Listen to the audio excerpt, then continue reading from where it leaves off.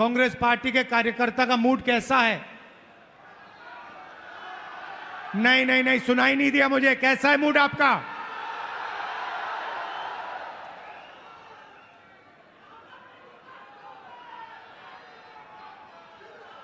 आप लोग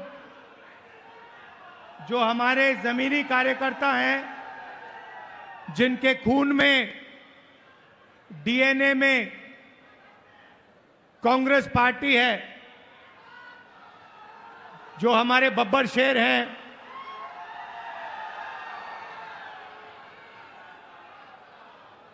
आप ओडिशा की जो जनता है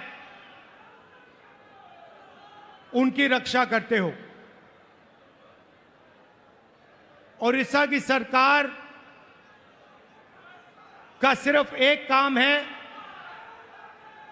ओडिशा का जो धन है उसको ओडिशा की गरीब जनता से चोरी करने का काम है। आपकी सरकार सिर्फ यही करती है। पहले बीजेडी की सरकार ये करती आई, अब बीजेपी की सरकार यही काम कर रही है। एक तरफ ओडिशा की गरीब जनता, दलित, आदिवासी, पिछड़ा वर्ग,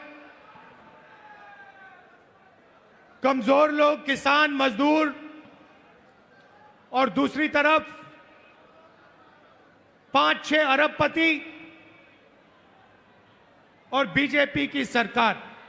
ये लड़ाई हो रही है और इस लड़ाई में कांग्रेस पार्टी का कार्यकर्ता जो है वही इस लड़ाई को ओडिशा के,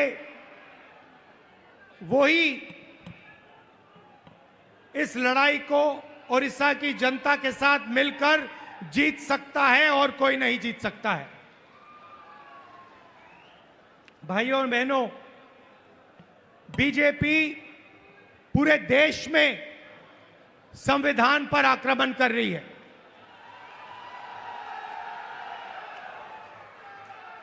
जहां भी हम देखते हैं संविधान पर बीजेपी के लोग आक्रमण कर रहे हैं। कल मैं बिहार में था और बिहार में जैसे महाराष्ट्र में चुनाव चोरी किया गया, वैसे ही बिहार में चुनाव चोरी करने की कोशिश की जा रही है।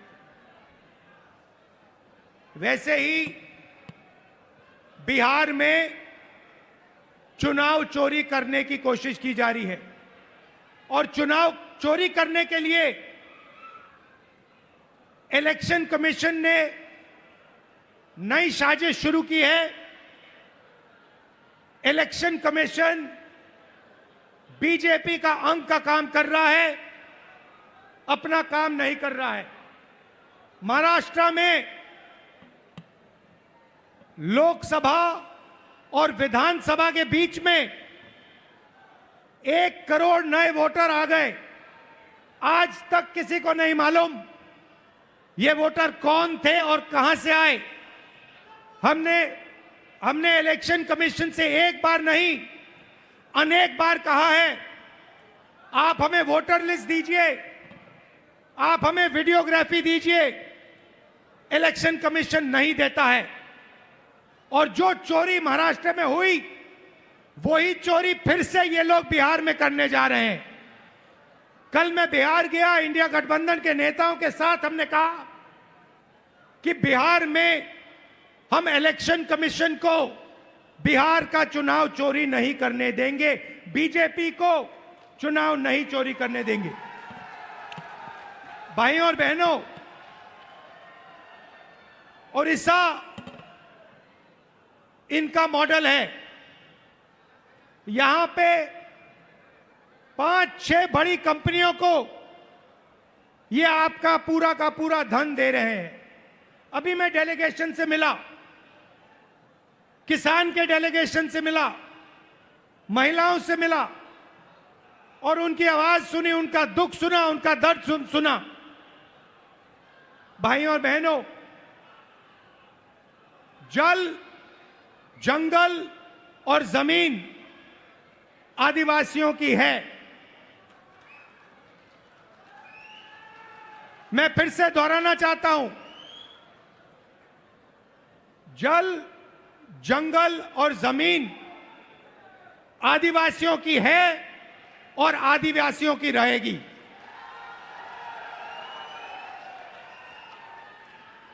यहां पे आदिवासियों को बिना पूछे जमीन से हटा दिया जाता है, पेशा कानून लागू नहीं किया जाता है, आदिवासियों को पट्टा नहीं दिया जाता है।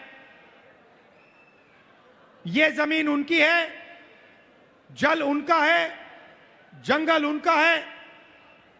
और कांग्रेस पार्टी पेशा कानून लाई, ट्राइबल बिल लाई और इन कानूनों को हम लागू करके दिखाएंगे और आदिवासियों को उनकी जमीन वापस दिलवाएंगे।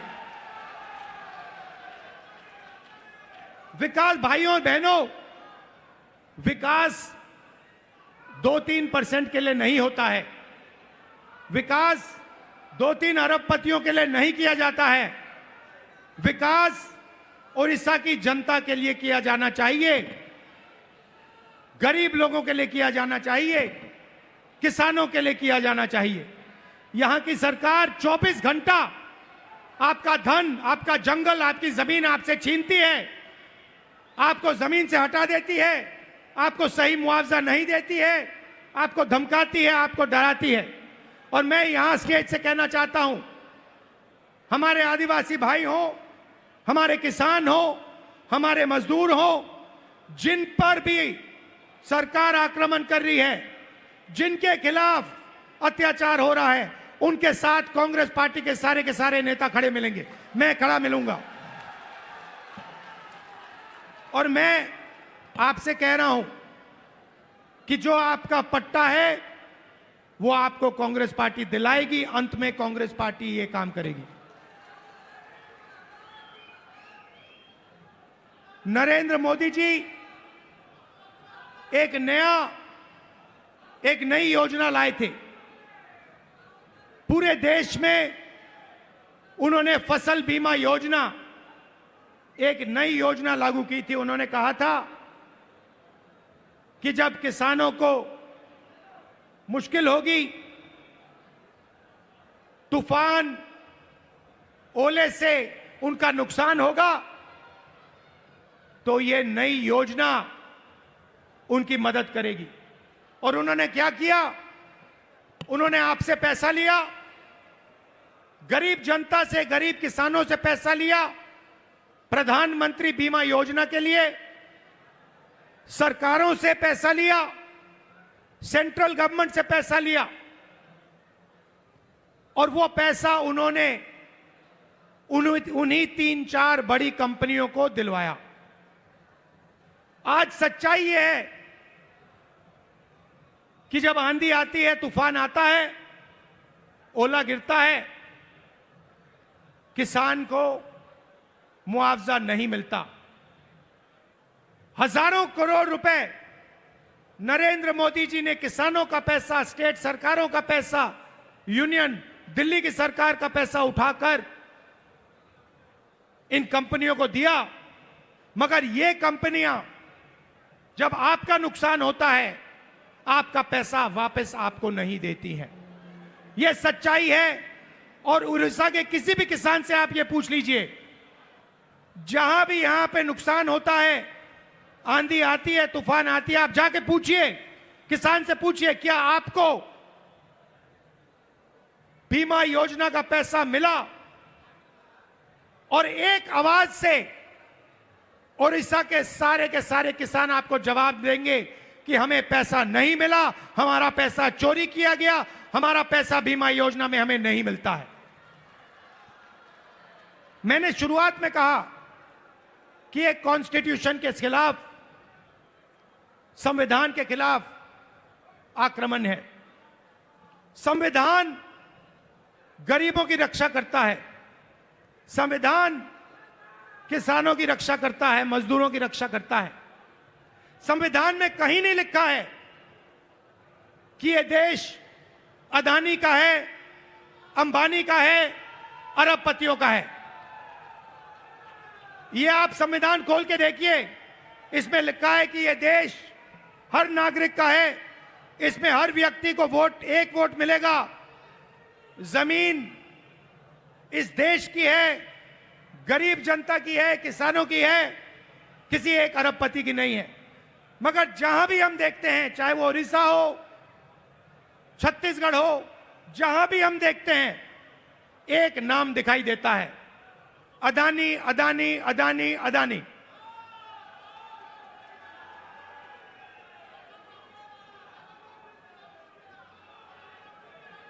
मतलब अदानी जी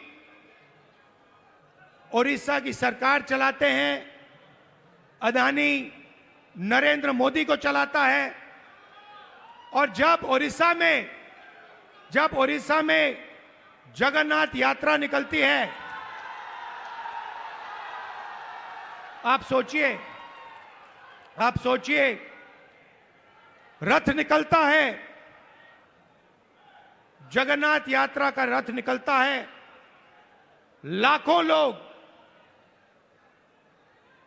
लोग उसको देखते हैं, उसके पीछे चलते हैं, और फिर एक ड्रामा होता है, रथ को अदानी जी और उनके परिवार के लिए रोका जाता है। इससे आपको उड़ीसा की सरकार के बारे में सब कुछ समझ आ जाएगा। यह उड़ीसा की सरकार नहीं है, यह आपकी सरकार नहीं है, यह अदानी जैसे 5-6 अरबपतियों की सरकार है। और इसका लक्ष्य आपकी जमीन, आपका जंगल, आपके भविष्य को चोरी करने का है। मैं आपसे पूछना चाहता हूं, आपकी सरकार ने उड़ीसा के युवाओं के लिए कितना रोजगार पैदा किया है? ये जो बड़ी बड़ी इंडस्ट्रीज आती हैं, बड़ी बड़ी जो कंपनियां आती हैं, आपकी जमीन ले जाती हैं, आपका धन ले जाती हैं, आपकी जो नेचुरल वेल्थ ले जाती है। मैं आपसे पूछना चाहता हूं, ये आपके कितने लोगों को रोजगार देती है? आप मुझे बताओ। आपका रोजगार खत्म करती हैं, छोटे बिजनेसेस को, छोटी कंपनियों को, स्मॉल मीडियम बिजनेसेस को खत्म करती हैं, और फिर आपकी जमीन, आपका धन, आपका जंगल, आपका जल उठा के ले जाती है। और एक नई बात शुरू हुई है, उड़ीसा में 40,000 से ज्यादा महिलाएं गायब हो गई हैं। आज तक नहीं मालूम कि ये महिलाएं कहां गईं। महिलाओं के खिलाफ हर रोज यहां अत्याचार होता है, रेप होता है, बलात्कार होता है। हर रोज उड़ीसा में 15 महिलाओं का बलात्कार होता है, और आपकी सरकार को कुछ लेना देना नहीं। आपकी सरकार सिर्फ 24 घंटे आपका खून चूसती है, आपकी जमीन छीनती है। ना उनको महिलाओं से कुछ लेना देना, ना उनको रोजगार दिलवाना है, ना उनको युवाओं से कुछ लेना देना है। इसीलिए हम यहां आए हैं, और मैं आपको मैसेज देना चाहता हूं कि चाहे मैं हूं, या कांग्रेस प्रेसिडेंट हो, या कांग्रेस पार्टी के कोई भी नेता हो, हम यहां आपके साथ खड़े हैं। जब भी आपको मुझे बुलाना हो, जहां भी आपको मुझे ले जाना हो, मैं इस सरकार के खिलाफ लड़ना चाहता हूं, और इस सरकार को यहां से हटाना चाहता हूं। एक बात मैंने भक्तचरण दास जी को कही, तेलंगाना में हमने जाति जनगणना करवाया है। तेलंगाना में जाति जनगणना ने कमाल कर दिया है, क्योंकि जाति जनगणना ने तेलंगाना के हर नागरिक को समझा दिया है कि तेलंगाना में कितने लोग कौन से वर्ग के हैं, ओबीसी कितने हैं, अति पिछड़े वर्ग के कितने लोग हैं, दलित कितने हैं, आदिवासी कितने हैं, गरीब जनरल कास्ट के कितने लोग हैं। एक प्रकार से तेलंगाना सरकार ने तेलंगाना का एक्सरे किया है, और तेलंगाना की सरकार को अब मालूम है कि कितना धन किसके हाथ में है, कौन किसके पास क्या है, कितनी आबादी किसकी है। और मैं ये ओडिशा की जनता से भी कहना चाहता हूं, देखिए यहां पर हमें पता लगाना है दलित कितने हैं, आदिवासी कितने हैं, पिछड़े वर्ग के लोग कितने हैं, गरीब जनरल कास्ट के लोग कितने हैं, क्योंकि हम चाहते हैं कि सरकार में, इकोनॉमी में, विकास में सबको भागीदारी मिले। आज ओडिशा के पिछड़े लोगों को, दलितों को, आदिवासियों को ना सरकार में जगह मिलती है, ना कॉर्पोरेट में जगह मिलती है, ना ब्यूरोक्रेसी में जगह मिलती है। ये जो 5-6 कंपनियां आप पर राज कर रही है, मैं आपसे पूछना चाहता हूं, इनके मालिकों में कितने पिछड़े वर्ग के लोग हैं, इनकी मैनेजमेंट में कितने पिछड़े लोग के वर्ग हैं, कितने दलित हैं, कितने आदिवासी हैं, कितने गरीब जनरल कास्ट के लोग हैं? आपको एक नहीं मिलेगा। इसीलिए मैंने भक्तचरण दास जी से, लालू जी से कहा है कि पूरा दम लगा के आप ओडिशा की जनता को समझाइए कि सबसे पहला काम जाति जनगणना है, और अगर हमें ओडिशा में बदलाव लाना है तो जाति जनगणना हमारा औजार है, क्योंकि जाति जनगणना से दलितों को, पिछड़ों को, आदिवासियों को, गरीब जनरल कास्ट के लोगों को अपनी सच्ची शक्ति समझ आएगी। और जिस दिन इनको अपनी सच्ची शक्ति समझ आ गई, उस दिन ये सरकार को गिरा के फेंक देंगे। भाइयों और बहनों, आखिरी बात मैं कहना चाहता हूं, बीजेपी की सरकार ने ड्राइवर्स एसोसिएशन और यूनियन से पर पूरा दबाव डाला कि वो इस मीटिंग का समर्थन नहीं किए।